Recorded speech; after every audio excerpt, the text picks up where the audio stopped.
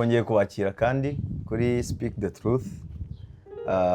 Urugendo tumaze iminsi turi gukorana, aho turi kugerageza mu bubasha Imana ibasha guha abantu ikaduha imbaraga, kubika amaso yacu muri Bibiliya ngo ducukumbure ubutunzi burimo. Umurongo tumaze gukora nka session ebyiri, twifuza kuza kuganira n'ubundi ku kindi gisa nkaho gikurikira.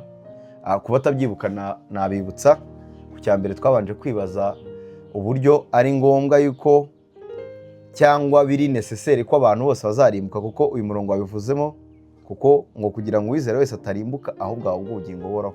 Iyo ukimara kumva icyo kintu bivuze ngo kurimbuka kuriho, nta hantu wabicikira. Ndagira ngo twabiganiriyeho tunumva byinshi kuri byo, ndetse Imana rwose kubagerageje kumva rwose ndagira ngo hari icyo bungukiwe. Ariko saho gusa twigiye n'imbere tureba impamvu ki cyangwa ninde winitiating kugira ngo aba bantu bakizwe mu gihe hari iyo danger. Tubona nabyo Yohana ntiyadukenze yuko ibyo nabyo tubimenya mu rwandiko yanditse. Aravuga ngo kuko Imana yakunze abari mu isi cyane. Tubona tugisoma icyo kintu tubona yuko ari Imana yakoze icyo kintu kugira ngo abantu bakizwe. Saho gusa rero nibiya ngo tuze kwinjira n'ubundi muri uyu murongo tuwibazeho twinjiramo cyane. Ni iki cyateye Imana gukiza abantu?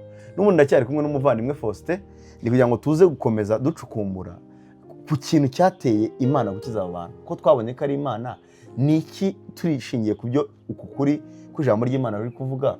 Ni iki cyateye Imana gukiza abantu? Brother, urakoze cyane. Katwongere dusome uyu murongo. Yego.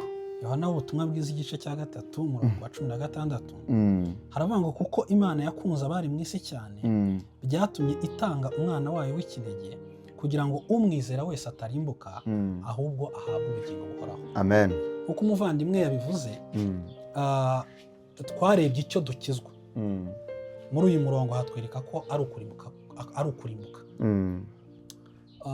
Twongera kureba muri uyu murongo udukiza uwo ari we. Yego. Tuza kubona ko ari Imana. Uyu munsi rero tugiye kureba ni iki cyasunikiye Imana kudukiza, ni iki cyateye Imana kudukiza. Bishatse kuvuga ngo ni iki Imana yashingiyeho kugira ngo ikize umuntu. Yego. Muri uyu murongo n'ubundi tugisangamo. Haravuga ngo kuko Imana yakunze abari mu isi cyane. Yego. Turaza kujyanishamo no kureba nyine aba bantu. Aba bari mu isi ni bandi.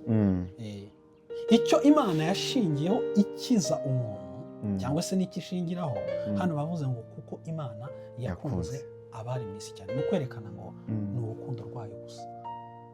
Urukundo nirwo rwateye Imana kudukiza. Ngo urukundo nirwo rwasunikiye Imana gukiza umuntu.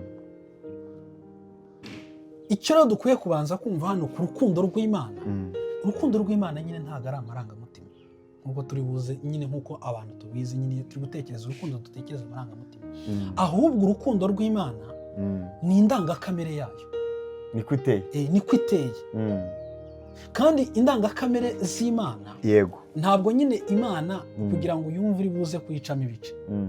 Ahubwo indangakamere z'Imana zose zifite uburyo zihura. Vanga urukundo rw'Imana burya ruranera. Yego. Ruratunganya. Sibyo?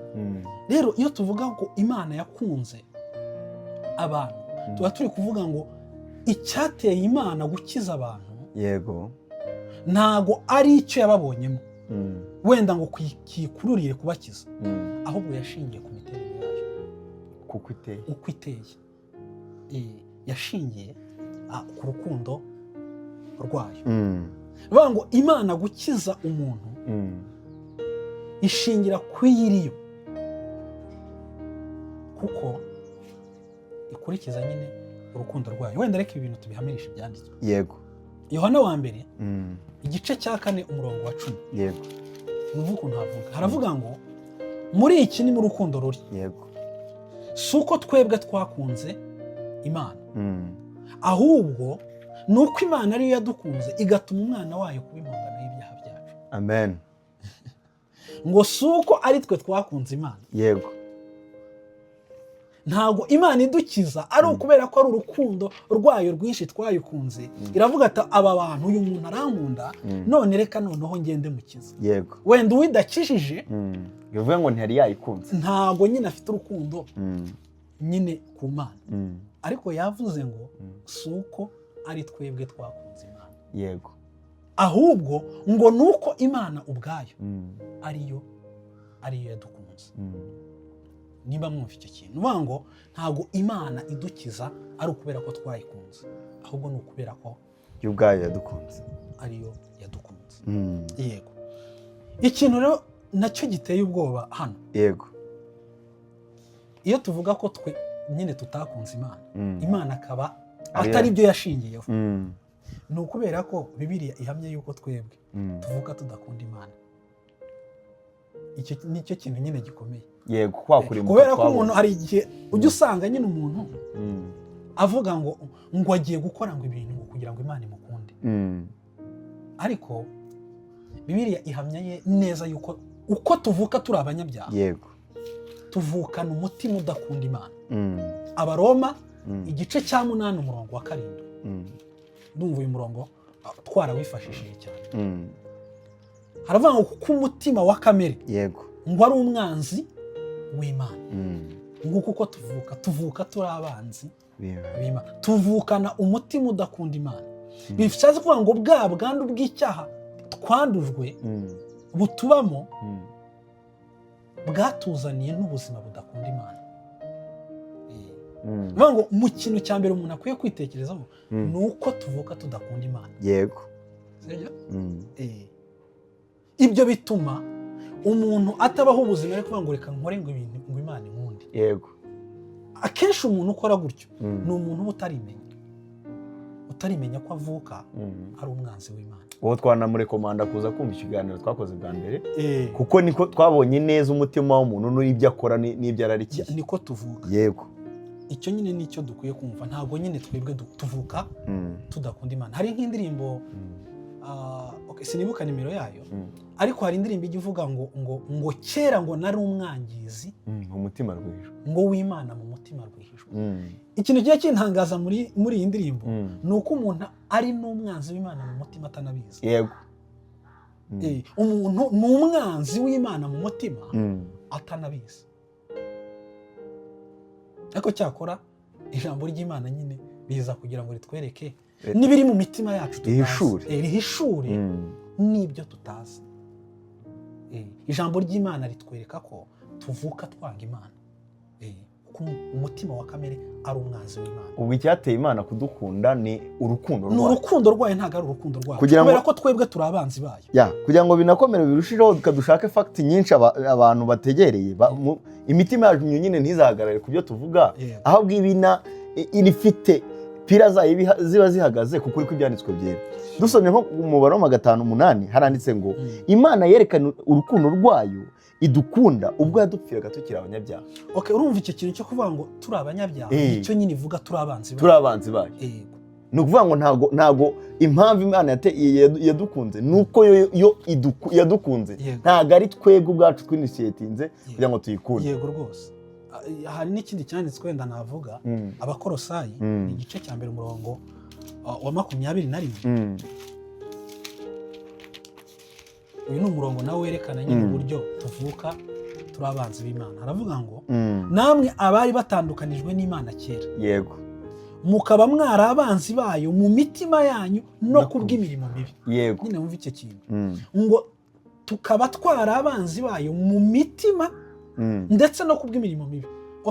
ibintu byerekana ngo ntago turi abanzi b'imana mu mutima gusa, ahubwo n'imirimo yacu irabihamya. imirimo yacu ibihamya gute? ni uko nka Yohana ubutumwa bwiza igice cya 14 umurongo wa 15, yego Yohana yaravuze ngo iki nicyo cyerekana yuko tumukunda, yego ni uko twitondera amategeko ye. yego sibyo? ni ukuvuga ngo rero ni nayo mpamvu Yohana ubutumwa bwiza igice cya 14 umurongo wa 15 yavuze ngo ni mu nkunda, yego muzitondera amategeko yanjye. Bivuga ngo kimwe kigaragaza gukunda imana ni ukwitondera amategeko yayo kandi ukayitondera neza. ariko rero hano Bibiliya yatweretse ngo tuvuka ngo turi abanzi mu mitima yacu no kubw'imirimo bishatse ngo uburyo tuvuka n'uburyo tubaho ubuzima bwacu bwose ni ubuzima burangwa no guhora twica amategeko y'Imana guhera mu gitondo kugeza nimugoroba. Bityo rero bikerekana ko ntabwo turi abanzi b'Imana mu mitima gusa, ahubwo n'imirimo yacu, ubuzima bwacu kuko bubaho ari ubuzima bwo kwica amategeko y'Imana. Ibyo nyine byerekana ko tutavuka dukunda Imana, kuko umuntu ukunda Imana yitondera amategeko yayo. Ubwo ibyo bita binatujyana ahantu koko nyine Imana ariyo yadukunze, kuko niba muri twebwe twabonye ko twishingiye ku byo twakoze mbere cyangwa tuganiraho mbere, nta muntu wigize ugira uruhare mu gukunda Imana. Ariko Bibiliya yanaciye akarongo yamya ko bitanakunda kubw'ivuko ryacu, ntibishoboka.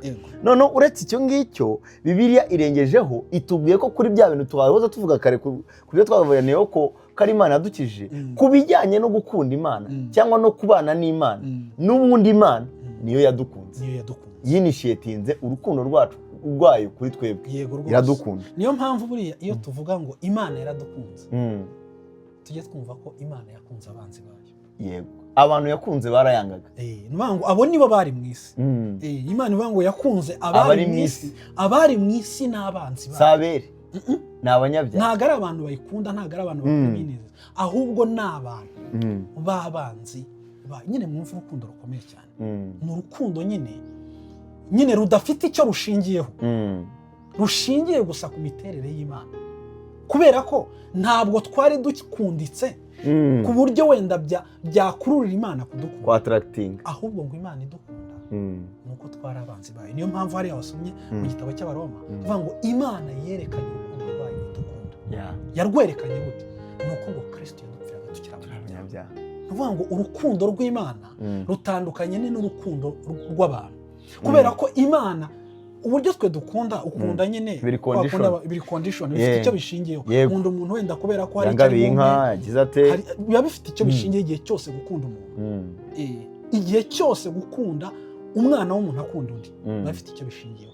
Ariko urukundo rw'Imana nta kintu na kimwe rushingiraho uretse imiterere yayo, kubera ko n'abo yakundaga bari abanzi, si beza, si abantu bakunditse. Ntabwo ari abantu bakunditse mu maso yayo, kubera ko ni abanyabyaha bavuka ariko bayanga mu mitima yabo, n'ubuzima bwabo bukabihamya. Abo bantu se nabo gukunda iki? Niyo mpamvu ikintu Imana ubundi bagomba ni cya gihano. Yego, ubundi iyo tuvuga ngo Imana yakunze abari mu isi, ntabwo ubundi ari cyo, nta n'umuntu Imana iri mu mwenda wo gukunda. Yego, ubundi nicyo twakwiye kuvuga. Nta muntu Imana iri mu mwenda wo gukunda, kubera ko Imana itanze ubutabera kuri abantu bari mu isi, bose barimo, ni ukurimuka ku iteka ryose. Ariko Imana kubw'uko iteye n'urukundo rwayo rudafite icyo rushingiyeho icyo ari cyo cyose, sibyo? Imana ngo yakunze abari mu isi, kandi uko kubakunda ntabwo byarangiyeho, ahubwo hari icyo yabikozeho. Yego, Imana ntabwo nyine yakunze abantu gusa, ariko ibyo bintu n'ubundi bigaruka ahantu byicaza imitima yacu kugira ngo ibe ituje rwose, ifite ibyiringiro mu cyo Imana yakoze, kuko ubizi ko tugiye kurimbuka, kuko ariyo yafashe iya mbere mu kudukiza no mu kuba yadukunze. Ibyo bintu bigomba gufata imitima yacu bikanaturinda n'ubuyoberega, kuko hari igihe ubuyobe buza ukakubwira ngo Imana yarebye umutima wawe ibona ko uzizera, ngo irangije iragukunda cyangwa iragutoranya. N'ubutumwa ujya usanga abantu bigishwa kenshi, ni ubutumwa bababwira ngo muri beza, muratunganye, mwakora ibyiza, noneho Imana yashimye. Imana iragukunda. Bigasa nkaho nyine iyo abantu turi kuvuga urukundo rw'Imana, nyine abantu bakwiye kubyumva cyane nk'uko wari uri kubivuga, nyine biraza bigacisha bugufi umutima w'umuntu, ku buryo ari buze kumva yuko Imana kugukiza nta kintu na gito yashingiyemo. Tuzakomeza tubireba. Niyo mpamvu nyine nicyo ubutumwa bwiza nyine buzana. Niyo mpamvu ari bwiza. Niyo mpamvu ari bwiza. Umuvandimwe Lawson, Steven Lawson, yaravuze ngo ubutumwa bwiza budashyira Imana hejuru. Yego, sibyo? Ntibuheshe icyubahiro Kristo. Yego, ntibucishe bugufi umuntu. Ubwo ntabwo yari ubutumwa bwiza. Ni ukuri. Niyo ngo ubutumwa bwiza bushyira Imana hejuru, bugahesha Kristo icyubahiro. Yego, ariko kandi ubutumwa bwiza bw'ukuri bucisha bugufi umuntu. mu gihe umuntu abwirwa ngo ukunda Imana bityo kora ibyiza Imana ikwemere, ubutumwa bwiza bwo burakubwira ngo ukwiye kumenya yuko uvuka wanga Imana. Ubutumwa bwiza ikintu bugufasha bugusubiza muri normal state. N'ubundi ntiwari wubashyitse ku buryo nyine ugira, ahubwo ngera witekereza nk'umunyabyaha kuko ni kuri. Kandi uko kwitekereza ukuri ubundi nibyo bituma bikwereka ko ukeneye umukiza. Utarimenya uburyo uri n'uburyo udakunditse mu maso y'Imana, n'uburyo nta n'ikiza wakora kugira ngo Imana igukunde, ntabwo ubundi wanamenya, nta nubwo waba ukeneye n'agakiza. Ntabwo wasigara ujya akanyarira ngo urire ngo akaba wakabonye Imana, kuko ubizi neza ko muri wowe mu kikuvamo nta kintu na kimwe wakora gitriggering urukundo rw'Imana ngo rugukunde, uretse yo ubwayo. Uko ni ukuri rwose kwa Bibiliya yuko turi abanzi b'Imana, niko tuvuka mu migirire, mu mitima yacu no kubw'imirimo. Yego. Urebye rwose ugasuzuma n'ubuzima bwawe wasanga nyine uko ari ukuri, yuko mu by'ukuri iyo mpamvu tuvuga uyu mutima nyine wanga Imana. Pawulo yabivuzeho mu gitabo cy'Abaefeso igice cya 2 umurongo wa 1. Ikintu cya mbere yerekana, umurongo wa 1 yerekana uko tuba tumeze. Avuga ko tuba dupfuye, twari dupfuye tuzi ibicumuro n'ibyaha byacu. Iyo tuvuga ngo dupfuye nyine nuko nyine umuntu agenda ariko spiritual yaratandukanye n'Imana, yatandukanye, nta busabane afitanye n'Imana. Ikindi kintu cya kabiri yerekana uyu muntu nyine uko tuvuka cyangwa se utaravuka ubwa kabiri, ntago gusa biri mwerekana nk'umuntu upfuye, ahubwo ajya avuga ngo dukurikiza ngo imigenzo y'iyi si, ngo ndetse tugakurikiza ngo umwami utegeka ikirere ngo ari wo mwuka ukora mu batumvira. Ni ukuvuga ngo ikindi kandi cyerekana iyi state tuba turimo, ntabwo gusa tuba dupfuye, ahubwo ibyo dukurikiza nabyo bigaragaza neza yuko tuba turi abanzi b'Imana. Mu kintu cya mbere ngo tuba dukurikiza imigenzo y'isi, tuba dukurikiza uko isi ibaho, aho turoje natwe niho tuyikomeza. Ni ukuvuga ngo uyu muntu icyerekana ko adakunda Imana ni ibyo akurikira, ni ibimuyobora. Ntago gusa rero ngo ari imigenzo y'isi, ahubwo yerekana ngo tuba dufite n'undi mwami, ngo ni umwami utegeka ikirere, ngo ari we mwuka ukorera mu bantu batumvira. Nuvuga ngo uyu muntu ntago gusa aba ari umwanzi w'Imana, ahubwo aba afite n'umugaba cyangwa se komanda wiwe, chef, ngo akazi ke ngo atuye mu bantu batumvira Imana. Nuvuga ngo umuntu utaravuka ubwa kabiri aba ari mu gihande, ari mu kibisi atwawe cy'abantu b'abagomeramana bayobora Satani. Uwo muntu rero ntabwo bakunda Imana. Nyine nidutekereza ngo Imana yakunze abari mu isi, tujye twumva ko nyine ni urukundo rurenze uko nyine twarusobanura. Niyo mpamvu mu rundi rurimi babwita nyine ngo ni agape, ni urukundo nyine rudafite icyo rushingiyeho. Imana rero kudukiza ntabwo yashingiye ku cyo yatubonye cyangwa se ikikubonamo. Niba ugitekereza gutyo ko Imana ishingira ku cyo yakubonyemo, muvandimwe ndagira ngo nkubwire ngo nturimenya. Ni n'ishingiro ryiza ry'uko adakijijwe. Ntabwo urimenya rwose, kubera ko Bibiliya yo yerekana ko tuvuka turi abanzi b'Imana mu mitima ndetse no kubw'imirimo mibi. Ahubwo urukundo rwayo yarwerekanye ubwo yakundaga abantu batayikundaga, babi b'abanyabyaha. Duhuje ibyo bintu byose wenda kugira ngo tugane no ku musozo. Ubundi imitima y'abantu iyo abazuwe yakabaye iri kuvuga ngo how can it be, nyine byagenze bite kugira ngo umukiza mpfire, kuko njye ndi umunyabyaha. Kuburyo nyine natwe turimo tuvuga ngo wabikoze ute, kuko njye muri njye nta kiza kirimo. Ariko kuri wowe utizera ndagira ngo ibi ngibi bitangire kuko bibe umuhamagaro uguhamagarira kuza kwizera ubutumwa bwiza. Ni iki? Kubera iki ugomba kuza kwizera ubutumwa bwiza? Nuko Imana yagukunze, kandi n'ubu yiracyagutegeye amaboko ngo niwiringira ubuntu bwayo nawe utahe mu baraganwa natwe ubugingo buhoraho. Ndetse ngo umunezero wawe ube mwinshi ubwo uzatekereza ubwo Yesu Kristo yabangaga ku musaraba ataka cyane ko ari wowe yabikoraga, kugira ngo nawe uzarenezeranywe hamwe n'abandi bera, urimbe ujye uvanga agakiza n'ak'Imana kuko twatangiye tubibona. Amahoro bavandimwe.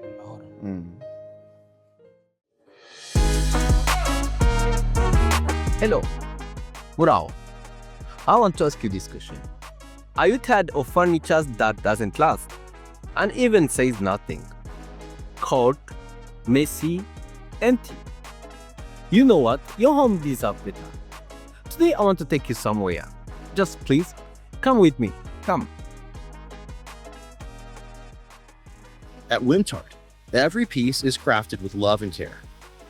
Real wood, timeless design. And yes, we deliver faster than you imagine without losing quality. Don't just fill your space, give it art. Choose Wimtart, where wood becomes art.